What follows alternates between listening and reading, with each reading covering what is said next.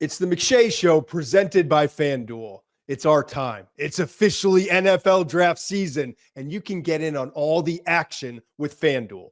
FanDuel has lots of ways to bet on the draft, like pick position, team to draft a player, exact order, top 5 and 10 picks, and so much more. When you win, you get paid instantly. FanDuel always has exclusive offers. The app is safe, secure, and easy to use, so download FanDuel Sportsbook app today and make every moment more during the NFL Draft. The Ringer is committed to responsible gaming. Please visit rg-help.com to learn more about the resources and helplines available. And listen to the end of the episode for additional details. Must be 21 and older and present in select states. Gambling problem? Call 1-800-GAMBLER or visit rg-help.com. Big show. Top 150 is out now on the McShay Report. We got a lot to get to, including our position group deep dive on linebackers. But first, we're going to tear into my updated rankings and unpack some of the recent intel gathering. Where will Shedeur fall? Abdul Carter or Travis Hunter for the Browns at 2? Could an old familiar name reemerge in the top 5? And which Georgia pass rusher is getting a lot of love from personnel folks that I've been talking to in the league? Just 21 days until the NFL draft, and I'm feeling it. Mensch, you good? I'm good, man. All right, play me that beat, please.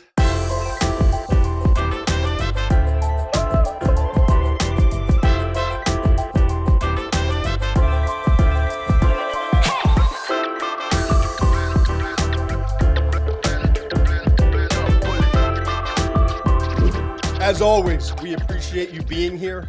We're thankful for your support. We've got a lot to get to, as I said off of the top. Mensch, tell the folks how they can help support us. Got to hit the follow button on Spotify. You got to hit the subscribe button on the YouTube channel. Follow us on our socials. He's at McShay13. I'm at You Good Mensch. That's MUENCH. And as always, consider subscribing to the McShay Report. A lot of good stuff in there, believe it or not. He's the best in the business, folks. All right, top 150 is out, as I mentioned. We've done a top 100. We've done top 32s. We're getting deep into these evaluations. So now is the time to drop this first top 150, my first top 150 in a couple of years, Mitch, right? Yeah. Let's roll some of these graphics. The top 15, let's just roll it out here. And if you want to get the entire top 150, just subscribe already, would you? To the McShay Report. Just Google it, the McShay Report. It'll be the first thing that pops up. $4 to get you through the rest of this draft. $36 for the, what is it called, Mensch? The double down. There you go, the double down. Now here you see, same guys at the top, same names. And here's what I think, Mitch. I want to get your opinion. Okay. I've got, obviously when you look at it, right, we've got one quarterback sitting here at the top. Abdul Carter, Travis Hunter, Mason Graham, Genty, Tyler Warren, Jalon Walker. They're kind of like the blue chip players. We're going to get to Jalon Walker in a little bit, but they're kind of like the position players who are the blue chip guys, right? Mm-hmm. So let's get to it here, Mitch, right? Yep. Here's kind of how I see it. It's been a lot of the same names. I've got Cam Ward up there at number 6. You can put him at 7. You can put him at 8. Like he's a top 10 prospect. We've already talked about where we would tier rank him with the other quarterbacks from a year ago, right? What I find intriguing now is like the more conversations I have, and literally the grades haven't changed. These are the guys, the position players. Abdul Carter at 1, Travis Hunter at 2, wide receiver corner. Then you got Mason Graham, Ashton Genty, kind of right there in that next tier. Then you've got Tyler Warren and Jalon Walker. Those are the players that I believe, any mock draft you do, any conversation you have with people in the league, those are the 6 position players. Then it gets... From that point on, it's kind of, the old like blue and red scale we used to deal with in the old days. Mm-hmm. Like those are the blues. Then you kind of get into the reds, guys who you believe are going to be good starters, but they're not blues. They're not the blue chip players, if you will. And that's where you get into like the Colston Loveland, Jedi Barron, Armand Membu, Will Campbell, Omarion Hampton, the second running back in this class. And then you get into the edge rushers, and then further down, you get in the interior defensive linemen. Then you flip over, right, to the 16 through 30. Here's what I think is interesting, going even back to the bottom of that first 15. we've talked so much, and even in the last, we did the deep dive in the defensive linemen. This is where it gets like heavy. 8 edge and interior defensive linemen, Mensch, I had from 13 to 30. Okay. And I'll list them right now real quickly. You've got Mike Green at 13, the Marshall edge, Shamar Stewart from Texas A&M. And I promise you, when you talk to people in the league, the list is like, it's all over the board, but they're kind of all in the same range, this like 13 to 30 range. Okay. Then it's Mikel Williams from Georgia, the other edge rusher from Georgia. Derek Harmon, defensive tackle, IDL. Another edge, James Pierce, who I already said, if he's clean, if he's clear, like clear character and all the other issues, I actually think we'd be talking about him as one of the Blues, but he's not. No, but he's just not. Okay. And then beyond that, you've got Donovan Ezaraku from Boston College, Walter Nolan from Ole Miss, and Kenneth Grant, defensive tackle from Michigan. In this top 30, what jumps out at you? Well, there's a lot of defensive linemen, but I'll tell you what really jumped out in the name that you didn't mention is Teteroa McMillan at 28. Is I think a lot lower than some people think he should be. Agreed. I have him higher, but I just don't think anything. I'm hearing a lot of noise about Tet going to 12 to Dallas now. Right. So I would probably put him in that bucket of the 91s that you have. So that would move him up into the 18 range. Okay. We're talking about 12 spots. I have him ranked a little bit higher than Golden right now, but I love Golden too. I just think they're two different cats, man. I think they do two different things. But I think that's a little low on Teteroa McMillan. That would be the first thing that jumped out at me. And then you see Jackson Dart at 21, but you've been bullish on that for a while now. I think other people are starting to come around on it.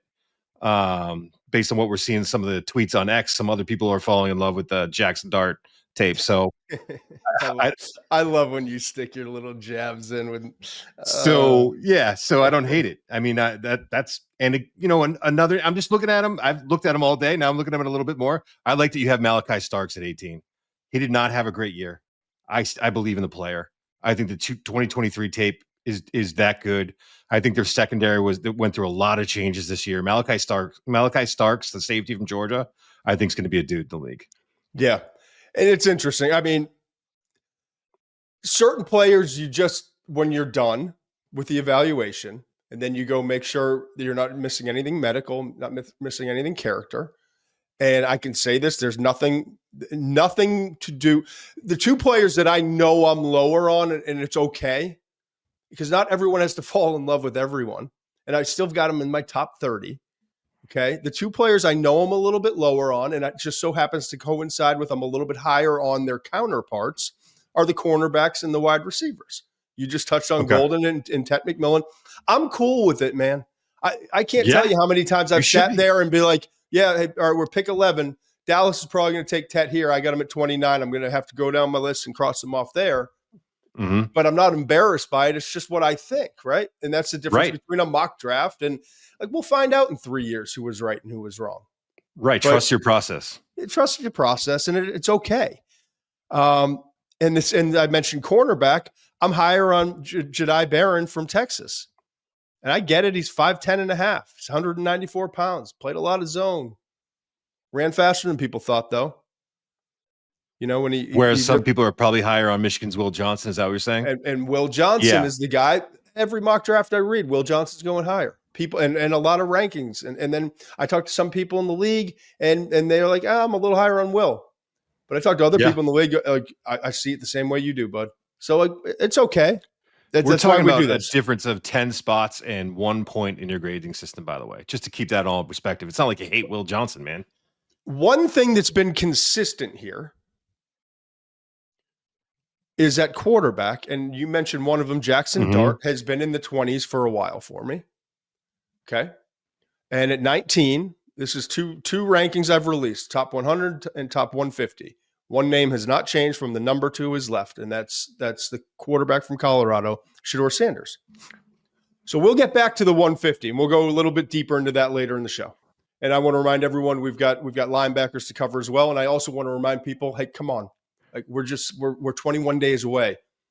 We got mock drafts coming up. I've got my final top 100, which is going to be in the top 3 or 4 of 100 different people who put it up on the Huddle Report at the end of the year.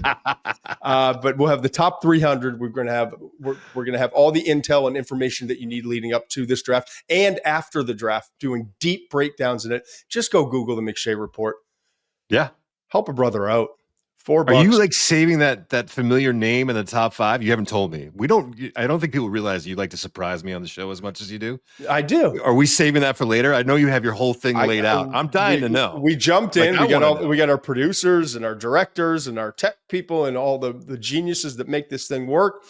And the first thing I said to you was not appropriate for on air. But the second thing I said was buckle up. We get some stuff we're going to get to, and I want to see your natural reaction. That's usually how we do it here. Okay. So that's the first entree into the top 150. We'll cover some of the other highlights towards the end of the show before we get into our deep dive on linebackers. We've done these position dives and they've gone an hour and 50 minutes, wide receivers, the quarterbacks, inevitably, defensive line with like 70 guys. It felt like we had to get to. Linebackers isn't the same deal. So we can kind of hyper focus on a handful of guys that are going to go in the first 3 rounds and maybe 3 or 4 names you could hear late 3rd, early 4th that could be impact players at the next level. But Shedeur Sanders, I've had him at 19 for a while now. There's varying grades. Some people have him higher than me. I feel like a decent amount of people I talk to kind of have him in the same range as me, talking about people inside the league. And there's a handful of people, and it's been reported by other outlets and other individuals that some people have 2nd round grades on. Okay. And that's fine too. But for the first time in this entire process, dating back to our very first show on October 22nd, I truly believe Shedeur Sanders is not going to be a top 5 pick. Now, I want to remind you on Monday, we said it. We started this conversation. I'm proud of us for that. And we said on Monday, it's not looking likely.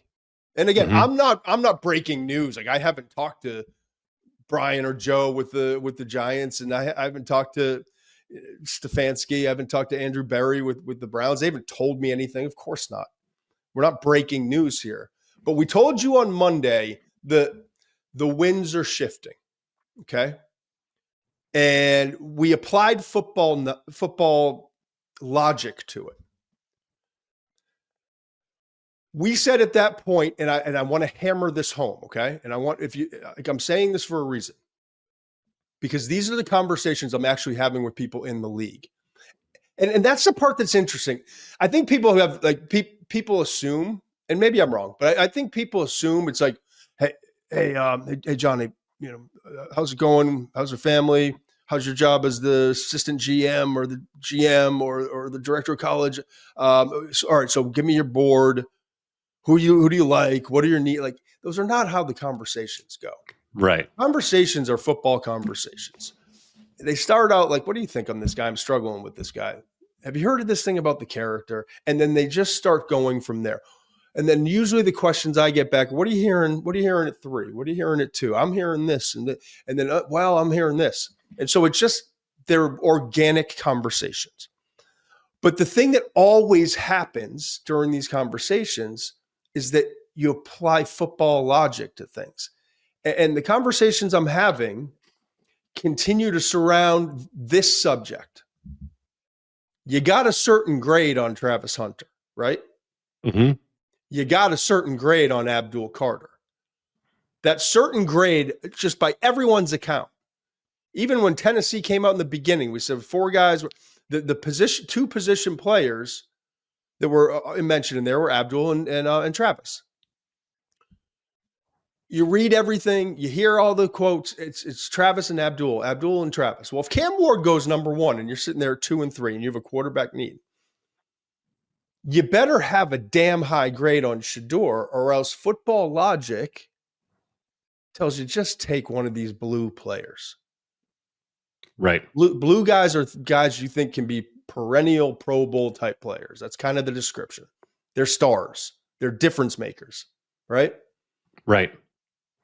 And do you think you're Go ahead. Do you think you're a Shedeur Sanders away from being a Super Bowl contender if you're one of those teams? I mean, that's what it really comes down to. Like, you have to believe in him that much. You have to believe that he can win Super Bowls for you to take him over. It can't be, we're just going to get a little bit better in the quarterback room here. That can't be the move. You know what I mean? It can't. It can't be like, we have a need, so we're going to get a little bit better here. That's not what you use those picks for. That's not how those are used. And I usually keep these conversations we have. I come in kind of hot, like I'm hearing Shedeur could go 3, or the Giants could do, and what? And people, and I'm getting kind of like, would you take him if you had Abdul sitting in your lap or Travis? You know, that's kind of the flow of these conversations. Just to kind of peel back the curtain a little bit. So the winds were starting to shift, and we felt it on Monday, right? And then you look at like what we were saying kind of matched our evaluation, and the evaluation most people had, and even the people who are higher on Shedeur, the evaluation and the grade don't match up with Travis Hunter and Abdul Carter and their grade and their evaluation. I think that's pretty consensus, right? I would think so. So logic would tell you that it feels a little desperate to take a player that you got as a red, if you will, or in a third tier or whatever it is, over this guy's going to be a star, right? And then we even mentioned on Monday, like the FanDuel odds, and you know, let's look at those. And all of a sudden, those had shifted. Like it's like the Santa Ana wins, right? Is that right? Santa Ana wins? Yeah, I think so. Something like that. Meanwhile, we got all these. Tucker says yes. Tucker and everyone. Yeah, we got all the out in California right now. They're like bozos.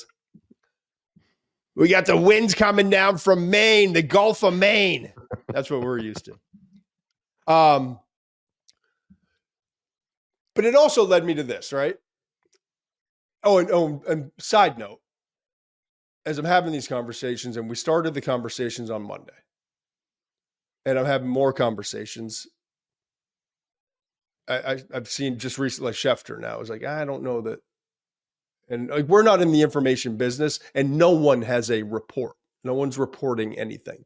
Right. It's the same kind of like an Albert Breer. It's to say, like, start from all the conversations and people I'm talking to, it doesn't start not quite adding up. But so I think those are important things to keep in mind here. I also thought about this. I think we're looking at the right things in social media and the right tips and the right stuff out of Shedeur's camp. I don't know that we're always reading it the right way. Interesting. Right? Because it's interesting to me that Shedeur's camp, the messaging, it started to change recently. No one's talked about this. Okay. What was the messaging in October and November and December? You tell me. What was Prime's? What was the messaging coming out of Shedeur's camp about where they're going to control where they go? Exactly. And he's not going to go. Yeah. Okay. Tell me. Roller coaster. Paraphrase. When October, November, December, what was the messaging coming? Just paraphrase it for me. From Coach Prime, it was, my son's not going to play just anywhere. We're going to put him in a good situation to win. And basically, it was like, don't try me. I mean, that's what I mean, I am paraphrasing, but basically he was like, don't try me. Don't draft them. If you don't, if we tell you not to draft them, don't draft them. Right. And so, and then I go to the combine, we go to the combine, and I have a couple conversations, and I've made it perfectly clear. I'll never reveal who they were with. They were with individuals who were in the interview room that were in the teams that were drafting in the top 10 that had quarterback needs. And paraphrasing this as well, just didn't get the sense that Shedeur cared all that much about what we thought of him. Wasn't like that. Wasn't that kind of meeting. Wasn't disrespectful. Nothing was said. Wouldn't even classify it as arrogance. Would classify it as just as different than all the other interviews we do, where it feels like a job interview. Everything's going through the motions, maybe. Yeah, just hey, you're having fun. What's up? How we nice doing? to meet you. Yeah. Yep. So we got all of that pre-combine, then the combine, the conversations that I had at the combine with those individuals. And it's like, what did I say coming out? I was like, they must know, because it wouldn't be very smart to start reducing that pool. Right. Supply demand. Don't close doors, man. Don't close doors. But it was interesting then, right? Because all of a sudden, Cleveland, you see Shedeur with the Browns hat on it in one picture somewhere. Then I started the conversation. I'm glad we had this conversation. I think I had the wrong scent, which is fine. It's fun to do, but it's also it led us to a really good conversation when he came out and there was the pictures and he was doing the watch up and sending the love over to Travis Bazana, their Major League Baseball team. Mm-hmm. I guess he's a star in the making. Had to Google him. Like you should Google the McShay report. But I think it got us on the wrong scent, but it led to some interesting conversations about Stefanski and Andrew Berry and what Stefanski needs and how they have to win now. They don't have money to do it, but they are going to need someone on their rookie contract to develop. How do you do all those things? What is Stefanski won with? Pocket passing, not mobile, not the biggest arms, processors, fast. Shedeur's all those things. You know who else is all those things? Kirk Cousins. Okay. And he's done it with them. And I also want to remind you my very first conversation that I had with you on this show, when I was coming out with the first mock draft, I said, the information I'm getting is that Cleveland doesn't believe their long-term answer is here at number 2. And I'm hearing a lot of, so remember, you're like, don't get those poor Brown fans going. Kirk Cousins, yes. The answer. But I said this back in January. I promise I did. And I'm not here doing this. I'm telling you, I sniffed out the wrong information already. Like, I'll tell you when I'm wrong and I'll tell you when, and again, this could all be a smokescreen and Shedeur could be the pick. I'm just saying it feels like the winds are shifting. Mm-hmm. And I'm telling you how this whole thing has gone through. So now, instead of like playing it cool and sticking, I stopped hearing Coach Prime coming out and being like, we're going to put him where we want. And right. I started seeing on Instagram and social media that Browns hat, Shedeur's wearing a Browns hat, Shedeur, Travis Bazana, New York Giants stuff throughout this process. Little hints and posts and different things. Then Prime saying, and then having to retract, but saying we really want it to be New York in some interview that he was at some conference that he was at, right? Right. Then the Shedeur pick with Geno Smith after he became a Raider. Mm-hmm. Raiders pick at 6. Then Prime most recently coming out before he got that massive contract extension, but I think it was at the Big 12 Pro Day, wherever it was, very recently in the last week or two, saying we'd be I'm happy and comfortable with any team that's drafting early in the first round. That's a big shift, man. Yeah, it is. We've vetted all these teams that need a quarterback drafted in the top 10, and I'm comfortable with all of them. That's not the message that was coming out of Team Shedeur's camp in October and November and December. Okay? So you look at this, and it just makes me feel like maybe they suddenly have realized that they don't hold the cards at this poker table. And it's starting to feel a little like, hey, look at me, Des. Like, yep, wherever you want. Yep, we're good. That's fine. Right? Yeah. We said this after the combine, man. Don't overestimate your value. You put yourself in a real bad spot. And I don't think, and I've said this for a long time, if it's not 2 to Cleveland, if it's not 3 to the Giants, I don't think it's the Jets at 7. And I don't think it's the Raiders at 6. I think I think those teams could look quarterback with their 2nd pick, or maybe in the Raiders' case, their 3rd pick, if it's Will Howard with Chip Kelly. And so now we're sitting, if this is how it plays out, and I'm starting to truly believe this is how it's going to play out. We're sitting at pick 8 and Carolina's there. And, really? And Abdul and Travis have gone 2 and 3, and I want to get to that in a second. Okay.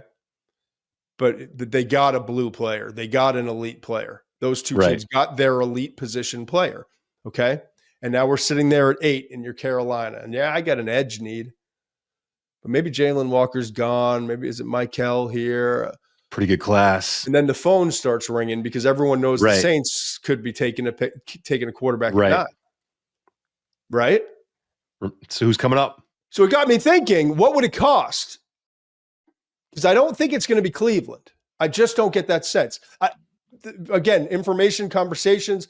I think there's more love in the Giants building than there is in the Browns building for Shedeur, but I could be dead ass wrong. I truly could be. And Shedeur's going to work out privately for the Browns coming up. And he's got his pro day at Colorado. But it got me thinking, right? Oh, and by the way, I reached out. I can't help myself. I reached out to our good friends at FanDuel. We appreciate their support, just like we appreciate all of your support who are tuning in on YouTube, Spotify, Apple, wherever you get your podcasts. I reached out to our good friends at FanDuel. Unbelievable partners. Every time I ask, they answer. Tucker, unfortunately, has to be the go-between on a lot of these occasions. But they get back to me like that. But they're now starting to get a little frustrated. Not frustrated. they think it's fun. I'm like a clown to them. Like, hey, who do you have, and I'm always asking.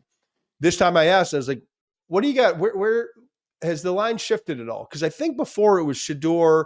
They've had odds on Shedeur, and it was like plus 300 that he goes at 2. It was plus 170 on Monday when we talked about it, that he goes at 3. Is there an over-under, I asked, though? Because I know I've told you all my degenerate friends, all of them. And I'm no better than them. I love them, and one of these days I'm going to just start pounding these draft props. But I reached out to FanDuel, and they said they have not put it out yet. They call it what they joke around about it. And Tucker just told me plus 185 for Shedeur at 3. It was 170 or 175 just the other day.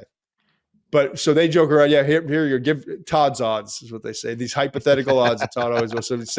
So tell Todd's odds here. This is the deal for FanDuel. We haven't brought it to market yet, but it seems like they're going to be coming out soon with it.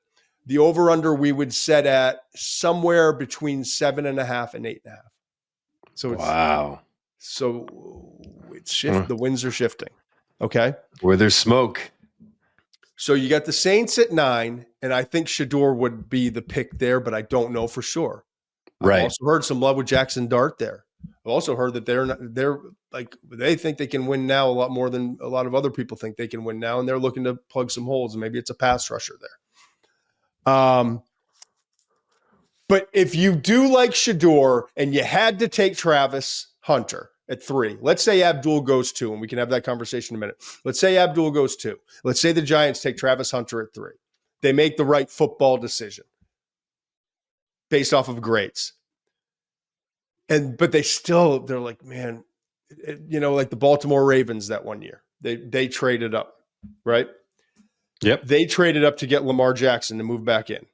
Okay. 2018. We talked to Eric Jacasa, told a great story. It still lives on YouTube if you want to go watch it. I'll paraphrase it real quickly, but essentially they made their first round pick. It was the tight end. Hayden Hurst. Hayden Hurst. Yeah. Interestingly enough, they also drafted Mark Andrews, I believe. Was it the 3rd round that year? Mark Andrews later on turned out to be Mark Andrews, right? But anyway, everyone had cleared the room. They were getting ready to go do their PR, and Ozzy and Eric were sitting back, and they're like, wait a second, we might pick up the phone. We might get in for the 32nd pick. They did, 2018. So I had Dan look this up. Sorry. I had Dan Comer, who's our main man, who's always digging stuff up for us among 50 other hats he wears for the show. So 2018 trade, I had him look this up because I'm interested in 34 to 8. Right. I'm burying the lead. I always yell at my kids, like, start with the headline and then tell me what you're like. Stop telling me all the other nonsense. So the lead here is, it got me intrigued because I don't think Cleveland would do it. I could be wrong, but I think the Giants, there's been some talk about it. And I don't, it's not based or founded on anything, but I think the Giants would be the most likely to make that big of a leap. We haven't seen anything quite like this, though, at least in my recent memory. So I had Dan go dig, and there's no perfect comp for this kind of trade that he was able to find. And I'll do some digging next week, and I'll come back if there's something else. But 2018 was intriguing because that's when Eric DeCosta and Ozzie Newsome in Ozzie's last draft in charge sent pick 52 up to 32. So it was a huge jump. It was 20 spots. 20 spots, yeah. Okay, that was a huge jump. But it was pick 32. And you look at that trade chart, man, it's 3,000. And again, I'll blow up the trade chart in a minute. We use that as a reference. But when you're trading up high into the top 10 and also trading up for a quarterback, and the team always knows when you're trading up for a quarterback, right? Right. You're a hostage. Right. It's like when you're booking a wedding at a hotel. If it's a wedding, you know you're paying more. Yeah, or a Saturday in Tuscaloosa. There's always a surcharge. A $97 room is $436, right? Right. So Ravens sent their 52nd pick up to get to 32, but also gave a 4th round pick 125 that year, and in the 2nd round pick, I think in the next year, to go up and get Lamar. That's not as bad as they thought it might be. No, because they're moving up to pick 32. I know. I get it. I know it's not. When you look at this chart, and I don't want to pull it up and lose all this right now. But if you look at the chart, 3,000, I think, is the first one. He's Face ID. 3,000. Yeah, here it is. I had it pulled up. 3,000 is for pick 1, based off of this chart. And I'm telling you, it's going to cost a lot more because they know you're trading up for a quarterback. Right. And you're in the top 10. 3,000 points for number 1. The 8th pick is 1,400 points. At 32, it's down to 590 points. Right. Yeah. Big difference. Now, let's give you another example. Also, Dan, I want to credit him. He looked this up. Tim Tebow in 2010. Okay. Another big leap up from 43 to 25. Okay. And that was pick 70. They gave up in addition. They gave obviously 43. They swapped. And then pick 70, which is a 3rd round pick, and their 4th round pick at 114 overall to move up to 25. You're like, oh, that's not too bad. We can make that move. But they're not moving up into it's not 25, yeah. Pick 25 is 720 points, okay? Right. That pick for Carolina is 1,400. It's twice as much. Okay? So let's do something recently. We've talked about the cake and eat it too. Nick Caserio, he wanted the quarterback and he wanted his edge rusher, and he got it. Yeah. That was with the Cardinals back in 2023, just 2 years ago. You got CJ Stroud and Will Anderson. Drafted CJ Stroud at 2. Then remember they had that 12th pick, okay? Right. Yep, they had 2 first-round picks that year. So the 12th pick, they moved up, okay? And so Arizona received for that 12th pick. You ready for this? Here we go. The 33rd overall pick, which was Houston's. First pick in the 2nd round. Then 1st round pick in 2024. And 3rd round pick in 2024. So if you're the Cardinals, I'm moving back from 3 to 12. So now I pick at 12, 33, and I get next year's 1st and next year's 3rd. I looked at the chart. So if we're going to go by the chart for a minute, 1,760 points to move up 9 spots to 3. Obviously, that's a lot higher. Pick 3 is worth 2,200. Okay. Yeah. But pick 8 is worth 1,400. But doing that math, 1,760, and then applying it to 26 spots, because that's what the move would be. From 34 to 8 would be 26 spots.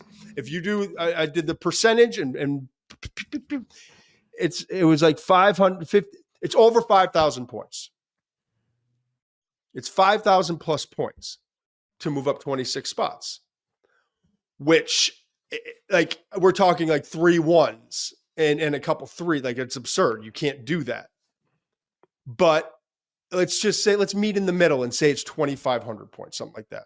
So in order to do this, the Giants would have to give away pick 33. Okay. They'd probably have to give like a 4th or 5th this year. Yep. Then they'd have to give a 1st next year, which would be, if you're saying 16, maybe they're drafting at 16, right in the middle is 1,000 points.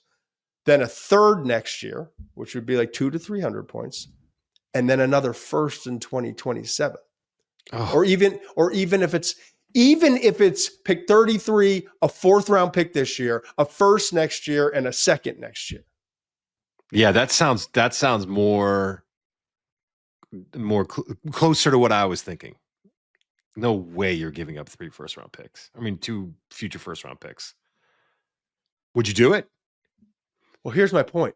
It's an obscene amount because it wouldn't just be a first and a third next year. It would be a first and a third next year, and to have to maybe you get away with only a second in 2027. Now, but that only gets you to like 2,500, like not even 1,000, 2,000. Like it gets you to like 2,700 points. I just said to you, like it could be they could fleece you they could ask for 5,000 points essentially, somewhere in that range. They can ask for whatever they want. So what I'm saying is, if you're going to give up a third or a fourth this year, and a first next year, and a second or third next year, and then maybe an additional day 2 pick the following year, why in God's green earth wouldn't you just take the guy at 3? Yeah. Right. If you like him that much, because you have to like him that much. I mean, the amount you're investing in that player, it's not like you're just getting that player at 8 now. And like, oh, we got him at, people will look back on that draft maybe and be like, oh, they got him at 8. That's pretty good.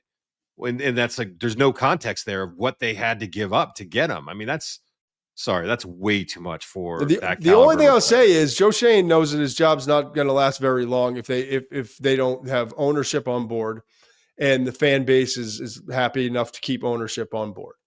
And nothing would make the fan base happier than winning more games next year and having Shedeur and Travis Hunter, and the Mara family would absolutely love that scenario. So sometimes rational football decisions get thrown out the window when the people that sign the check and make the decisions and own the business say, let's do it. So like, I don't know. You're talking about a possibility there. But what would you do? You wouldn't do that, would you? You wouldn't make that move, would you? Well, I'd draft him at 3. Yeah, I'd draft him at 3. I'm saying, but you wouldn't draft him at 3 either. I wouldn't draft him at 3, and I wouldn't give away next year's 1. Nope. I'd wait till next year and roll the dice on maybe Garrett Nussmeier is my guy, or and I'm not playing that game because I don't know, because you never know. Because people say next year's class is going to suck, and all of a sudden we have 6 quarterbacks taken in the first 12 picks last year. Right. Last year's class wasn't supposed to be that good. Michael Penix was going to be a 4th, 5th rounder. Bo Nix was a 2nd, 3rd rounder. Yeah. No way. Jaden Daniels was a 4th, 5th rounder. Like, come on. You don't know. And you're also right that it could happen. It's not laughable that someone would make this deal. I've just heard a lot of noise about that. They're teaming up and all that. I just want people to understand what it would actually cost. It's a lot, dude. All right. A couple more things I want to touch on. And I mentioned it earlier. And I'm asking you. We're going to bullet point these things right now. Cleveland Browns.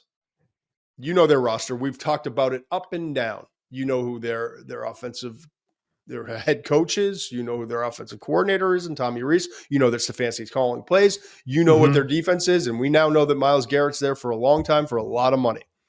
Abdul Carter and Travis Hunter are staring you in the face, because I have started to hear a little bit of buzz that Travis might actually be their pick there.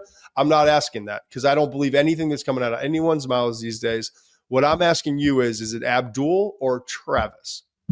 If I'm picking, or what they're going to do? You. Abdul. No question. I just think he's that. I think Abdul is on another level even than Travis Hunter. And then you have him and Myles Garrett together. Good luck. I mean, just good luck. That pass rush is going to be, it's just going to be a beast for any offensive line. You have to, I'm trying to game plan for both of those guys in terms of what you're going to do with protections. What are you going to do? Run 7-man protections and they can still get there with 4 guys? I don't know what you do with that defensive line. And maybe I'm overrating Abdul Carter. He's not in the league yet. Maybe I shouldn't be putting the gold jacket over the shoulders, but I'm just telling you, man, I wouldn't want to block those 2. Watch out. And I just think guys up front, and I've been saying this all along, I don't want to lose my narrative here. Guys up front make a bigger difference than the guys on the perimeter. And Travis Hunter is awesome. Awesome. But guys up front make a bigger difference than guys on the perimeter. Yeah, I agree. I I won't be kicking and screaming. I won't be like, what a colossal mistake. And in fact, No. I'll be like, I'll just be excited to think about the possibilities of Travis Hunter playing with Myles Garrett rushing the quarterback and the opportunities he'll have to get his hands on the ball on the defensive side. And then I'll be thinking about, all right, how's Stefanski going to work him in on offense? And what's it going to look like? And it won't be a bad decision either way. But one feels right to me, and that is we are going to suffocate you to death. And all our offense has got to do on an average Sunday is score 17, 20 points. Right. And we're going to win a lot of football games. Yeah. I mean, you got Joe Burrow twice a year, and you got Lamar Jackson twice a year. You better be able to get after the quarterback, man. I mean, that's what you're looking at in their division. So, and then you see what's available in the second. You don't even wait till the second. You see if maybe Shedeur falls to 9, and then maybe Jackson Dart gets into the 20s. Yeah, because I don't see any teams from 11 to 19 that need a quarterback that is jumping off the page. I mean, San Francisco, no. Dallas, no. Miami could be like this, but I just don't see that. I can see Miami taking one in the second round, third round. Indianapolis, no, not yet. Atlanta, no. Arizona, no. Cincinnati, hell no. Seattle, no. Tampa Bay, no. So Denver, no. You get to 21 again before there's a team that could. Be awesome if Aaron Rodgers could figure that out so we can figure out what they might do. Yeah, he's going to be a Steeler.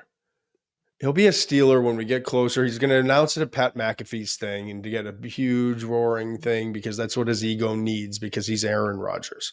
Or he'll wait till the draft because everyone thinks now that it could be there. Night out or whatever it is. The draft in Green Bay, he makes the announcement. That'd be great. I mean, would anything be more like Aaron Rodgers so on brand than waiting, right? All right, next one for you. So now we're saying Travis Hunter and Abdul Carter in no given order are going 2 and 3. Now, my Patriots, buddy, grew up in Andover. Grew up in Andover, Massachusetts. Yeah, in the Commonwealth of Massachusetts. I'm starting to hear more and more buzz, and I'm not shying away from it with Will Campbell there. Oh, man. Can't do it.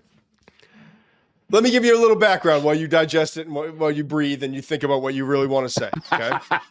Yep. Okay. Up in New Hampshire. He has 33-inch arms now. Here we go. By the way, I believe that number more than I believe the combine number. I do. I wanted to say this so people I wouldn't understand. normally say that, but I will this year. And it sounds silly that we're talking about less than half of an inch. It's, what was it, 32 5/8 of an inch, right? And now we're saying 33 inches. And believe it or not, statistics say 33 to 34 is not ideal, but there's a lot of examples. And we told you already, there's only 3 starters in the NFL. None of them are stars that are sub 33 inches. And 2 of them are on the right side. Only one's at left. Okay. But 26 offensive tackles from this year's combine have had pro days so far that have had longer arm lengths. So I don't know who pissed in someone's suit. What happened, man?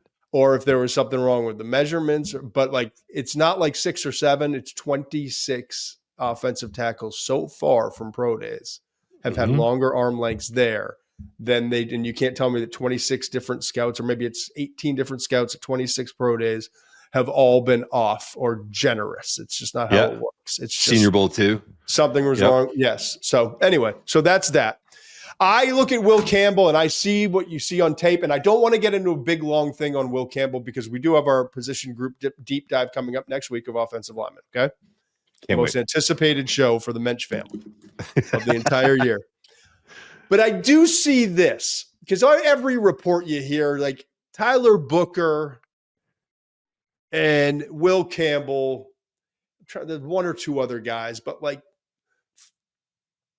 two of the best in years in terms of interviews, passion for the game, understanding the game, commitment to it. Everything out of LSU is just like, yeah, we love all our guys, but like, no, this guy. And then you think about Vrabel and what he's trying to build, and you think about the protection of your quarterback, okay? And you got Membu, who's definitely a right tackle, in my opinion, and could be, I believe, physically more gifted. But it's not like he has 35-inch arms. He's got 33 and a half. At his pro day or the combine? That I don't know. I think, never mind. I almost made a joke that would have been catty, but I won't make it. So he's clean, he's safe. They don't have anyone in that O-line room, man. Who's their dude in there? No, I mean there's Morgan Moses on the right. Is that right tackle for them? Yeah, for a minute he's going to be there. Yeah, no. I mean that is. So if you're trying to build a culture and you need this group up front, if you want to be a physical football team with a quarterback who's going to work off the run game and a young franchise quarterback, man. You bring in, without question, their number one need. It's without question the number one need on the field. And also, I get like from a core. Oh, I get what you're saying. You know what I mean? Sorry. Yeah, you need that. You need a dude. So I look at, okay, who's going to be available where they pick there? It's Membu at tackle, but who are the other blue chippers? It's Mason Graham at defensive tackle. We just unlikely spent a lot of money on Milton Williams. Ashton Ginty, who like for a minute there, and like it wouldn't be the most surprising thing ever, but I don't think they're in the luxury pick of a running back, this type of roster building situation right yet. Tyler Warren, like I don't know, it makes more and more sense to me. I think Jalen Walker would be a star, but like you just spent all that money on the defensive side, and you got this rookie quarterback that needs two things. Keep his ass off the ground and get him some weapons. So I hear you. I mean, you're talking me into it. I mean, everything you're saying makes sense, and reading the tea leaves, I've said this for a while, and I'm going to continue to say it. I like Will Campbell. He is, I seem to be the one of few who doesn't think his tape is quite as good as everyone else thinks it is. And it's in the arm length. 33 inches are that's still not that long, man. It's longer and it's whatever. I like his feet, but there are just some bad snaps on tape. And I think that the analytics people, this is one of the players I have a beef with on some of the analytics with this player. I think that there are more pressures than maybe they're getting up. But again, he's up there. I don't think there's I wish there was another tackle. Like, it's not like I can say there's another tackle that's clearly better than Will Campbell. I like Armand Membu. But like you, he's a right tackle. They don't need a right tackle. And I'm not sure he's a top 4 guy. In this scenario, the Patriots fans who thought they were getting Abdul Carter or Travis Hunter about a month ago, this is not great. This is not great. Because there's no good answers here. There's no, Will Campbell could turn, admittedly, Will Campbell could turn out to be the guy that they want him to be. I could freely admit that. I just feel a little uncomfortable taking him that early. What's interesting, though, is I think a couple months ago, everyone, not vast majority in New England, was like, let Shedeur fall to us at 4. This is where we can trade out. Right. And that's not. Well, maybe. Yeah, maybe. It's just not what the market looks like right now. Maybe because it's just not how the market looks right now. Right. Yeah, right. But I'm telling you, like a couple months ago, or even at the combine, if you had told our buddy Bill Simmons, if you had told Cal O'Neill, Nolan Traeger, who's painting on the vineyard, Traeger DePietro, check out his art if you're into art. An absolute gem on Martha's Vineyard. But if all my buddies who are asking me, right? Mm-hmm. Oh, if Shedeur's there, yep.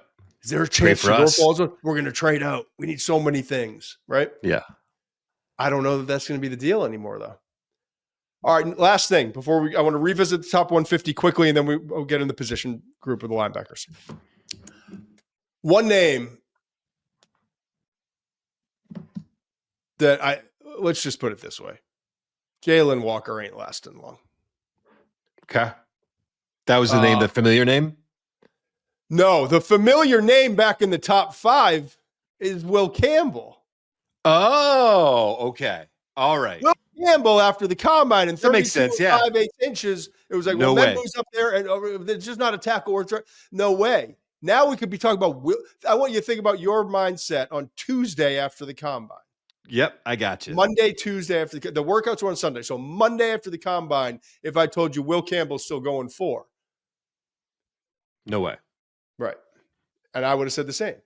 Mm-hmm. But then winds are shifting right now. I love this time of year, man. Like it's can't. wild. I've got some cornerbacks. I've got a couple safeties. I've got a handful of offensive linemen to finish up, and my book is complete. And I'm starting to see the light. And I'm starting to have fun again. I'm pretty sure that light's a train for myself. Jalon Walker. I love you. Jalon Walker. Let's just say highly thought of calls. I actually had one. I was just gonna say I had one person say, "What's the bleeping difference between him and Abdul? A couple inches." Really? I'm not saying that's a consensus. I'm just saying I think. No, I know what you're saying. Yeah.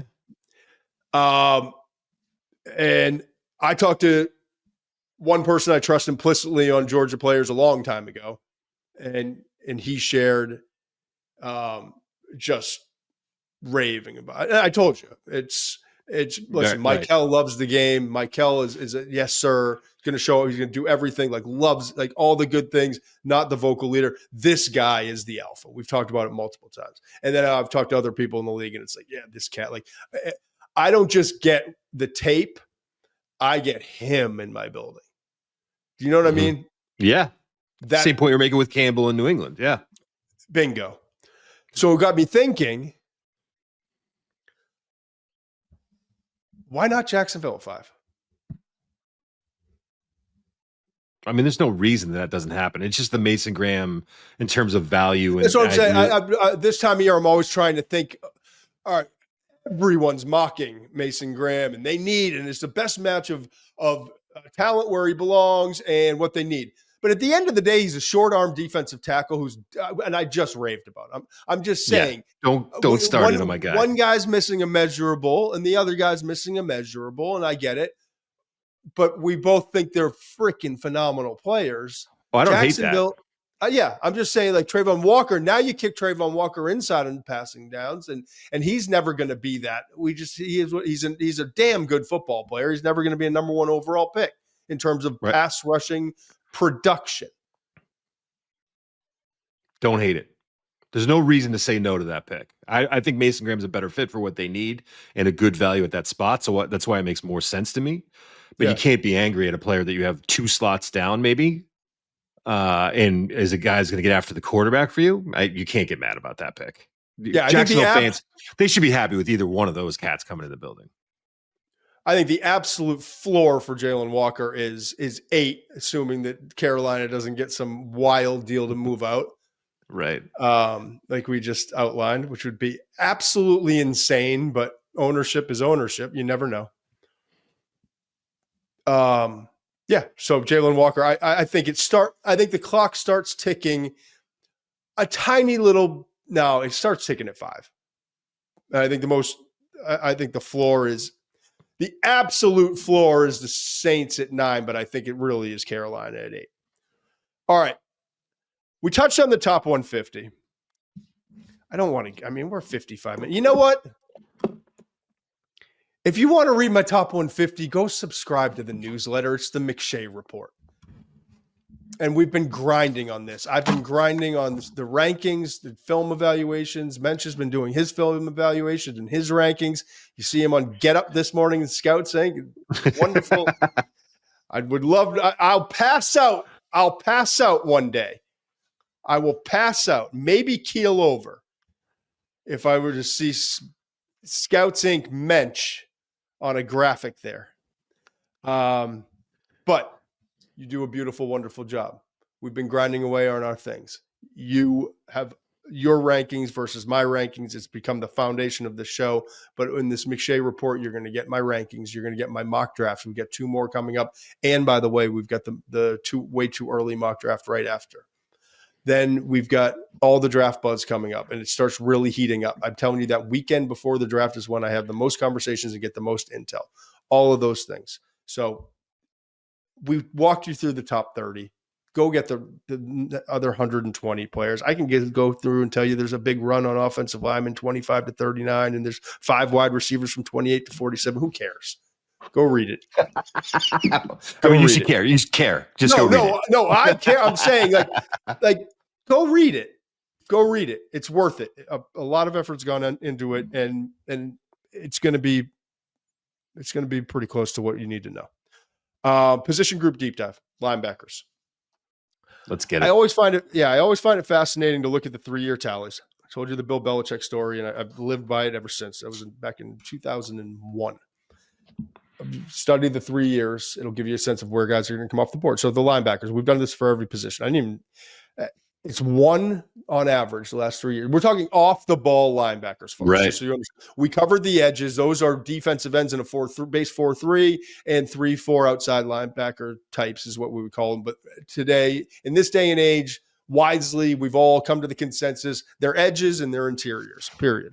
Okay. These are off the ball linebackers. Your Mike, your Will, your Sam, but they're like today's day and age, it's really a Mike and a Will, and they're just off the ball linebackers. And we know what the traits are. We're looking for longer guys. We're looking for faster guys. We're looking for guys who are great tacklers in space.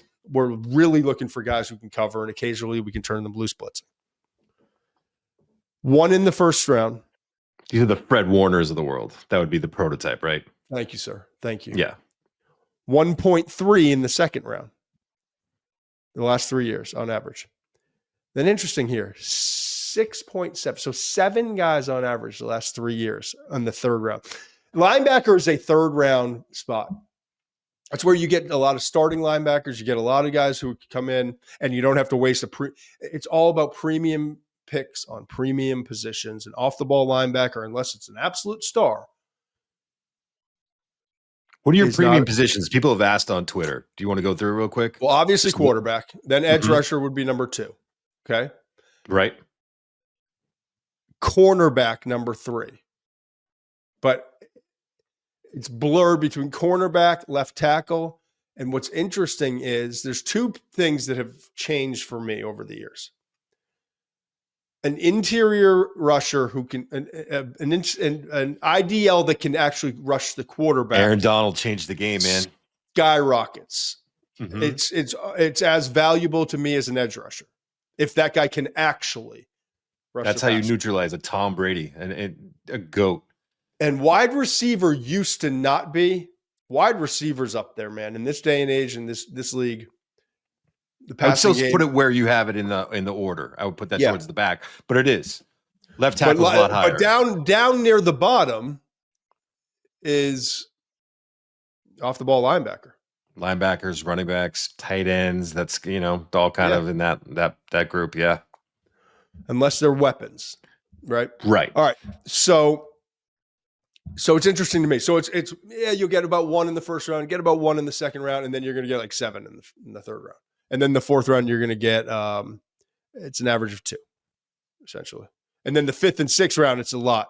Teams are like, yeah, we'll wait till the 3rd, load up. Then the 4th, we get some other business to take care of. And then in the 5th and 6th, we're going to get all our linebackers. 3rd, 5th, and 6th. So this year's class. I've got my linebackers here, but Jihaad Campbell, I want you to start. He's the number 1 linebacker. He's that 1. The average the last 3 years, he's our 1 this year. What do you got on him, bud? Shoulder injury is a concern. We should get that out of the way in the beginning, right? Okay. I think that's a 6 to 8 month recovery. I think teams are going to be, that's what I've read. Maybe I'm wrong about that. I want to be clear about that, but he is coming off a shoulder injury. Teams are going to have to make their own determinations about that. He tied for the 4th fastest 40 at the combine. That speed shows up on tape. He is a sideline to sideline dude, both in terms of, not only the speed, but the instincts, the way he reacts so quickly, and the motor and the way he chases. I think he's very competitive in coverage. I think that he is an above average pass rusher. He's a guy that can get after the quarterback. He doesn't have great size at 235 pounds. He doesn't have great length at 32-inch arms, but he bends well. He's quick. He closes well. And again, that motor shows up in the pass rush. Yeah, the motor. Yeah. He only knows one speed, and I love that about him. He plays a bit high. He does. He plays a bit high, absorbs a little bit as a tackler, doesn't win the leverage game a little bit. When I first studied him, I was like, yeah, he's got a little bit of tightness in like that short area. Occasionally will fall off a tackle. Right. But the long arms, the lasso guys, rips get dudes to the ground. Doesn't give his body to blockers, even though he plays high and can kind of like a little bit. He's just quick with his hands. He's one of those slippery guys. Closes in a flipping flash. Doesn't he? 4.52, and it shows up on tape, man. A 4.52 at 235 pounds, and it shows up on tape, man. Also, that lower body explosion. Second best broad jump of the linebackers, 10-7. I don't know. He's just different. And in coverage. Those things are great, but they show up on tape is what matters. You know what I mean? Yes. And in coverage, he's really good with his eyes. Like, he gets depth in his drop, eyes, reach, like that first interception against Georgia, first interception of the season against Georgia. That was eyes and drop depth. Like the interception was handed to him. It wasn't like this over the head pluck or something crazy. It was handed to him because his eyes read it. He got there, and the quarterback, Carson Beck, did not see him because he didn't expect him to be there because it was a play action. And just about every college linebacker would have bid on that thing, and that opens up a hole right there in coverage that you can throw that curl. Not with Jihaad. Yeah, he's going to come off the board early. But as he should. But if he doesn't come off in the top 15, it's because he's an off-the-ball linebacker. Right. And here's the thing on him, and I want to ask you this question. I've heard this a lot, where people are now, you get like Zach Bond, the transition he made, obviously, with the Eagles from off-the-ball linebacker to rushing, or vice versa. Sorry. Vice versa, yeah. Vice versa. You've got, obviously, the Micah Parsons of the world. You've got this year with Jalen Walker and Abdul Carter, and we've had a lot of guys kind of move around in the front seven. I think he can do some edge rushing. I've seen some edge rushing on tape. I'm not ready to be like, yeah, he's not Jalen Walker. Right. He's not Jalen Walker. So I don't want to mislead people because I feel like there's some misleading going on where it's like, well, I get an off the ball linebacker and I get a 7-8 sack a year guy off the edge. I don't know that he's that. I could be wrong. It's a nice element to his game. It's a nice element of his game, and I think he can help you in that area, but he's probably going to make more plays in coverage than he does rushing the passer. Yes. Can I ask you a question? Yes, sir. Strictly as off-the-ball linebackers, Jalen Walker or Jihaad Campbell? Ew. Yeah, I'll go with what I would go. I think that Campbell has the better instincts. No, Campbell. I think Walker is a better edge rusher than he is off the ball linebacker. I think he's very good. To be clear again, Walker's good off the ball, man. I mean, the way he takes on blockers, the way he's 243 pounds playing off the ball linebacker and moving the way he does. He's a great off the ball linebacker. I think Campbell has the edge and instincts as a guy. Walker is see ball, get ball, and Campbell's a little more nuanced when he's off the ball. Then it's going to be middle of the second round. The second guy come off the board. Great story. Carson Schwesinger. I should have water in my mouth. Schwesinger. 6'2.5", 242 pounds. Solid arm length, right? Here's what I love about him. And it makes it hard that I don't have the same grade maybe necessarily. I don't have a bad grade on him.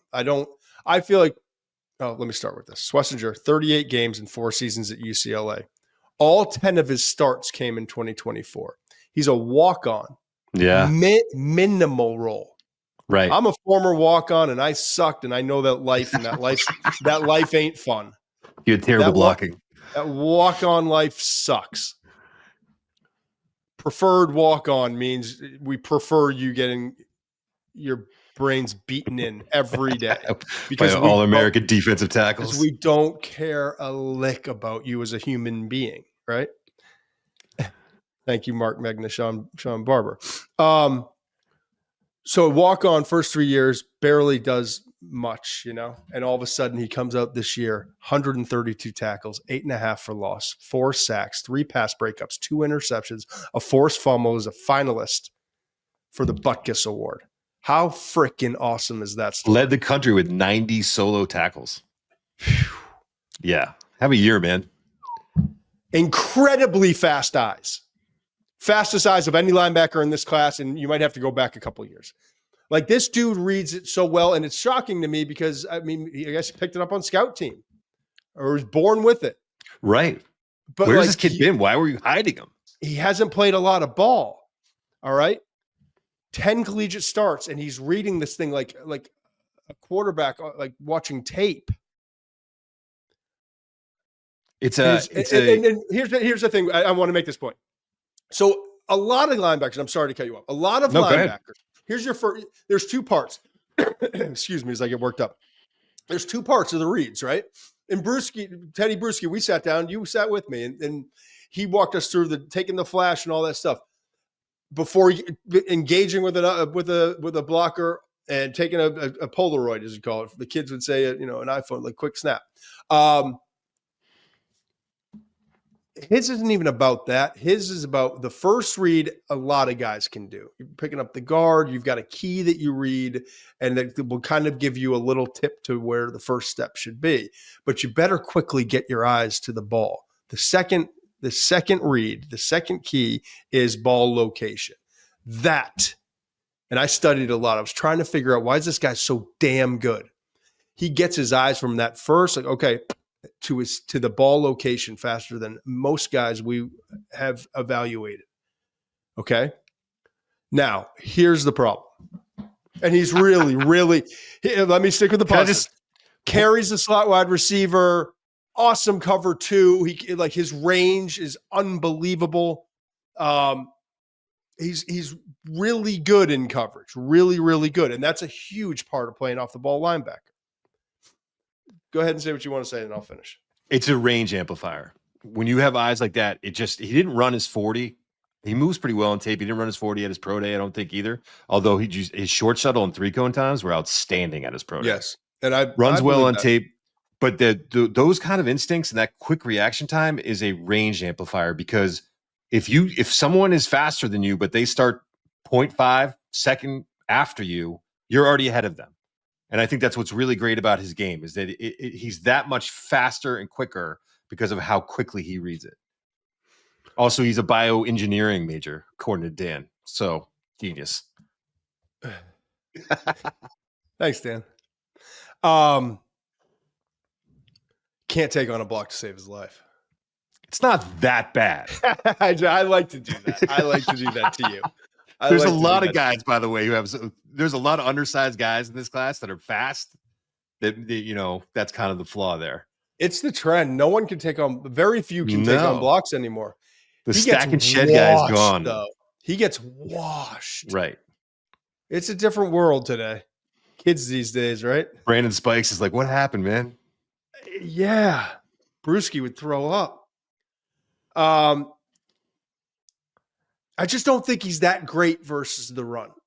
I just don't. He's not. Oh, okay.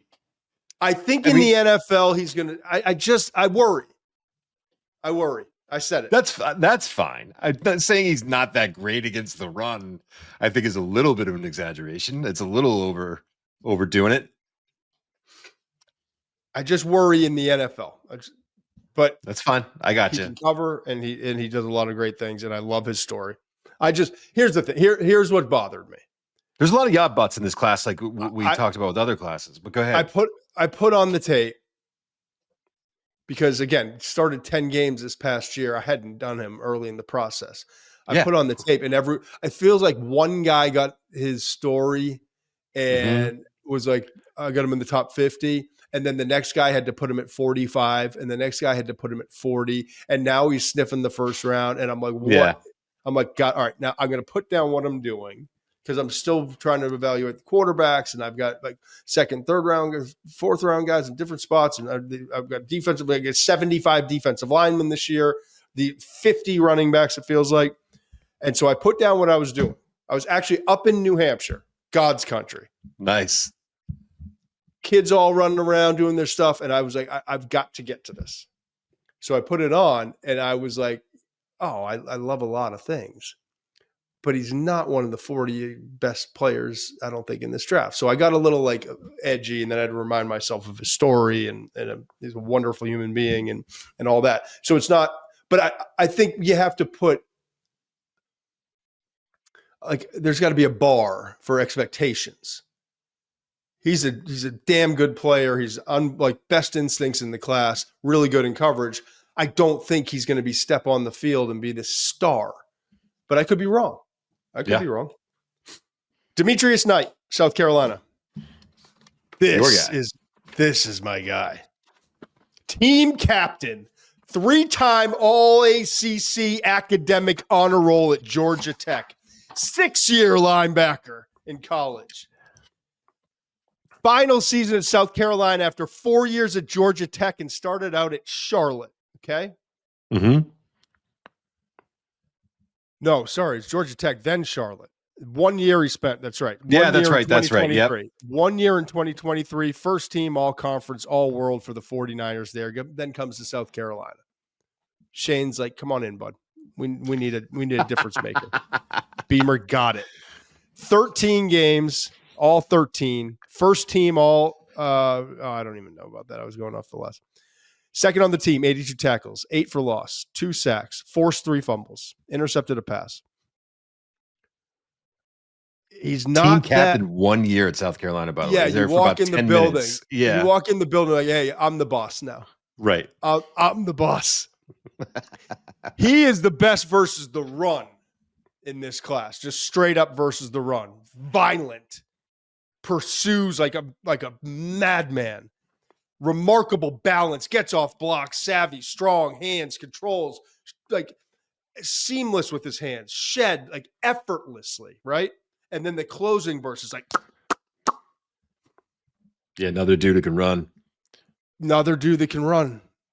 Run a 4.58 at 235 pounds, long arms, dude. Yeah. Only 6'1.5", but 32 and 5/8 inch arms, big hands. You see it, big, strong hands. Here's the thing. He's a 4.3 off the ball, inside linebacker. Great versus the run. I think he's a former running back. Like you see, his hips aren't horrible. He's not bad in coverage. He's not, it's not Jihaad. It's not Schwesinger.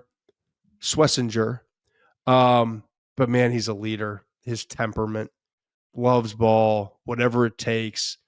Cover kicks, special teams right away, violent, instinctive, tone setting, range, day one starter. I don't know. I just like this guy a lot. Yeah, I thought I listen, he's good against the run. He's really good against the run. I thought the Missouri tape, I had a little bit more concerns about him getting off some blocks in that game. But you know, you're allowed to have bad games every once in a while. I will say Bobby Okereke? What about Bobby Okereke? I don't hate it. Third round pick for the Colts, 525 tackles in the last 4 years. So fast. Colts and Giants. He was also 6'1", also 239. Also, guess what his 40 time was, big boy? 4.58, right? 4.58 on the number coming out of Stanford. I loved him coming out of Stanford. Also, one of the things that Knight does that I love, but also gets him in trouble, is the way he attacks the football as a tackler. I mean, he had 3 forced fumbles. He had 3 forced fumbles. He hunts that football, man. When he's in a trail position, he is coming to punch that ball out, and he has a lot of success with it. And every once in a while, he gets caught with his hand in the cookie jar trying to knock that ball out and misses a tackle. But I like the way he attacks it. I saw that too.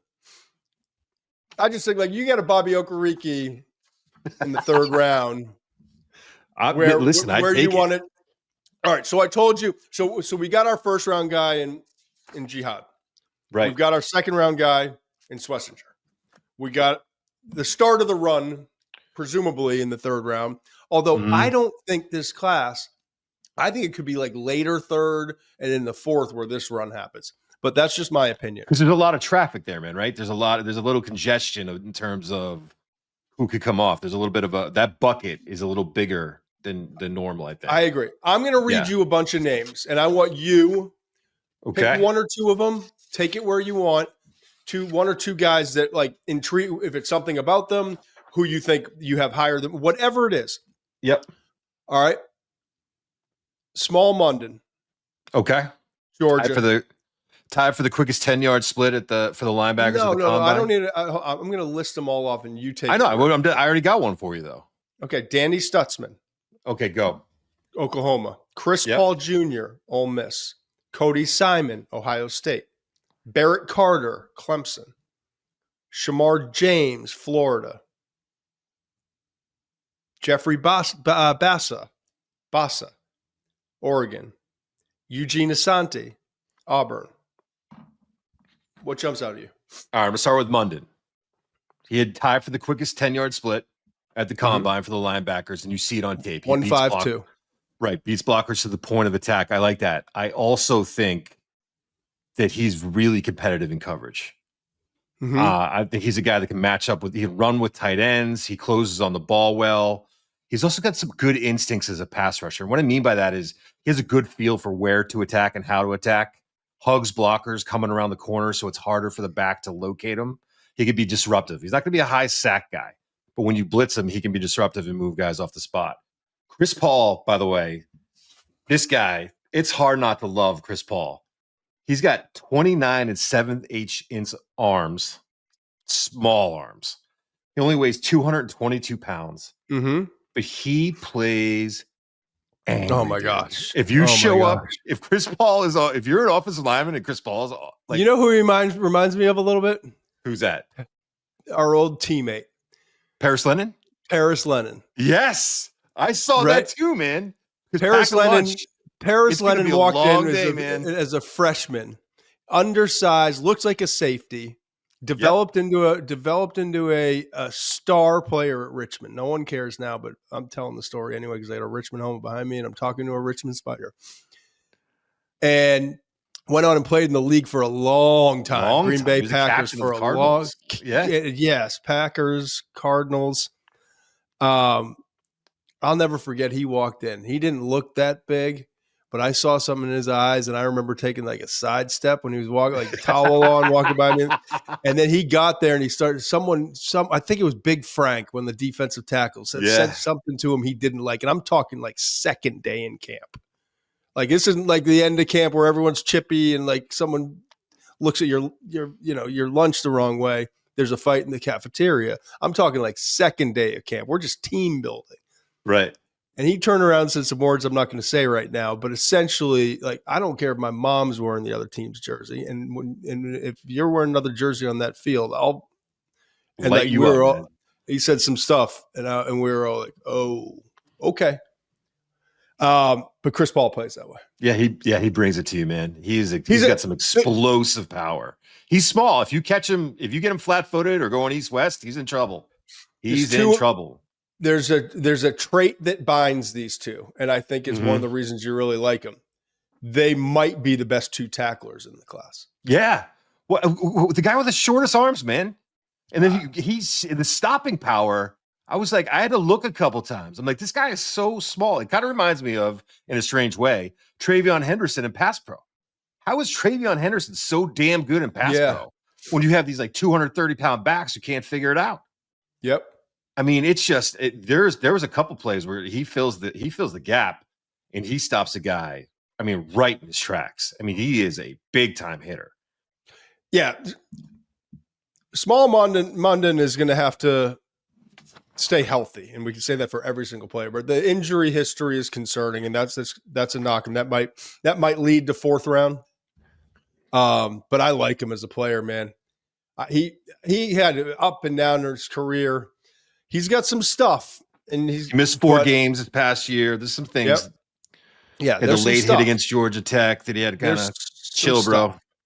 There's some stuff, but that dude can play, and Chris Paul can play.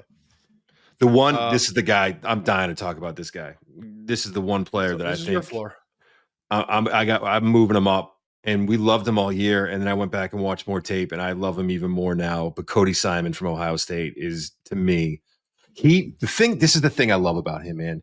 He makes it so hard for offensive linemen to kind of square up to him, and he does it by changing speeds, changing directions. It's just tough to get you. He has active hands as he's moving. Offensive guard will be like, I took a good angle, I got this guy lined up, and then he changes his speeds real quick, or he redirects and gets under the block but never gets into a bad position. And that's another thing that I love about him. He's almost always square to the ball carrier. And for a guy that he's not a stack and shed linebacker, he is a slip and chase linebacker. It's a difficult thing to do, to be square to the ball carrier all the time. Like a lot of other guys, there's a little bit of concern about the tackling. I think bigger, stronger ball carriers. Caleb Johnson gave him some problems, even when he's in a good position. He's got to be a little bit better finisher as a tackler. But dude, 7 sacks last year, and not, I'm going to clean up this sack, or there was times where he got a clear path to the quarterback. Dude, he ran a 4.59 at his pro day. He closes in a hurry, rushing off the edge. And then when you watch him between the tackles, he's shaking guys. I mean, guys' knees are buckling on the offensive line when he's coming between the tackles. It's impressive. Cody Simon, then you add the leadership, the production. He had the most tackles, but for anyone in Ohio State in the playoffs, he had 12. He had 11 versus Tennessee. No, 12 versus Tennessee, 11 versus Oregon, 7 versus Texas, 8 versus Notre Dame, all over the field, man.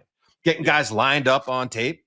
Cody Simon's a player that, I mean, he might be my linebacker 3 when it's all said and done. I just love the tape. Interesting. Yeah, I think he's going to fall to the 4th. He could. Yeah. But I also, like, I'm not betting against that guy. Yeah. You know? And I know I've got an awesome special teams player at the very minimum. At the very minimum. One last name I want to throw out there. What happened to Barrett Carter, man? Man. We were talking about Barrett Carter coming off that 2022 season as like the Jihaad Campbell, potentially the future. You know what I mean? Yeah. And then he regressed the last 2 years. He broke out in 2022 and regressed the last 2 years. Yeah. Here's the thing. He's athletic. He moves well. He can blanket tight ends in coverage, undercuts routes. He does some really good things in coverage. But surprisingly, especially for a 3-year starter at Clemson, he literally regressed each year. But he's a surprisingly unreliable tackler. Yep. And that's going to get you, like, he's got to get bigger. He's got to get stronger, and he's got to figure out how to tackle more efficiently, or else it's not going to last long in the league. But if he does those things, he's got some talent. It'll be interesting. Obviously Clemson fired their defense coordinator. They had a tough year defensively.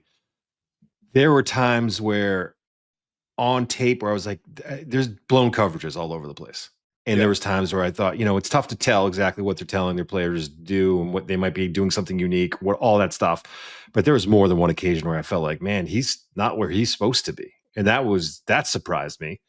And then I also I've loved him in coverage in the past. I thought he had a bad year in coverage, a little overreacting to double moves, got caught out of position a few times. It just, I'm talking like athletically what he can do. Yeah, he can do it. I'm not glad you're bringing it up, but it does reinforce what I saw. Underwhelming. Yeah. All right, man. It was a fun one. I'll tell you what, though. Go check out the top 150, please. Yeah. We do appreciate your support. I bust some stones every once in a while, but like, we're here. We got 3 weeks. It's time. Don't keep wait. Don't wait. The more you wait, you're just going to want to double down next week. Just do it now. But we do appreciate everyone being here. I appreciate Mensch always. And what do we got going on? What is today? We're taping Wednesday night, so we're back on Monday. It feels too long. We got to talk to program. Yeah, I got some work to finish up. DB is going to be great, though. This is going to be a long weekend. But and then I think next week's mock draft. We'll keep you posted. No one likes that. Is I think it is mock draft. Yeah, mock draft next week. Mock 3.0. It's funny. And so this is the last one before the last one. Mm-hmm.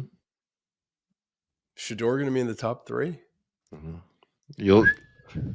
The wins roller coaster. The wins off the Rockies. All right.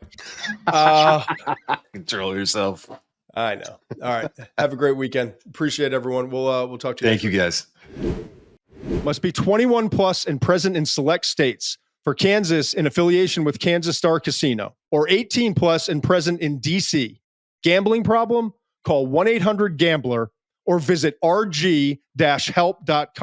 Call 1-888-789-7777 or visit ccpg.org/chat in Connecticut or visit mdgamblinghelp.org in Maryland. Hope is here. Visit gamblinghelplinema.org or call 1-800-327-5050 for 24/7 support in Massachusetts, or call 1-877-8-HOPE-NY or text HOPE-NY in New York.